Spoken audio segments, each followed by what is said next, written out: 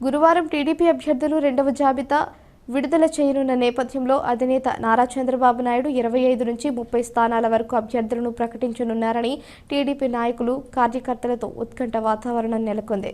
ప్రత్యేకించి ప్రొద్దుటూరు నియోజకవర్గ TDP ticket ఆశిస్తున్న నేతలలో ఈ టెన్షన్ మరీ ఎక్కువగా ఉంది. గడిచిన 2 రోజుల నుంచి ప్రొద్దుటూరు నియోజకవర్గ టీడీపీ టికెట్ మాజీ ఎమ్మెల్యే పెద్దాయనగా పేరు పొందిన నంద్యాల వరదరాజులరెడ్డికి దక్కిందని, రెండవ జాబితాలో ప్రొద్దుటూరు నియోజకవర్గ టీడీపీ అభ్యర్థిగా వరదను చంద్రబాబు ప్రకటించనున్నారని పుకార్లు షికార్లు చేస్తున్న నేపథ్యంలో ఇక్కడి టీడీపీ నాయకులు, కార్యకర్తలతో పెద్దాయనకు టికెట్ ఇస్తే మరొక నాయకవర్గం నాయకులు ఆయనకు సపోర్ట్ చేస్తారా లేదా అని ఊహాగానాలు మొదలయ్యాయి. మొదటి విడతలో 94 స్థానాలకు అభ్యర్థులను ప్రకటించిన చంద్రబాబు నాయుడు పెండింగ్లో ఉన్న టీడీపీ పోటీ చేయనున్న మరో 50 స్థానాలకు రేపు ముహూర్తం ఖరారు చేసినట్లు తెలుస్తోంది. ముఖ్యంగా ఇక్కడి వరద అభిమానులు, ఆయన అనుచరులు వరదరాజులరెడ్డికి టికెట్ వస్తే 30,000 ఓట్ల పైచిలుకు మెజారిటీతో గెలుపు తథ్యమని ముక్త కంఠంగా చెబుతున్నారు.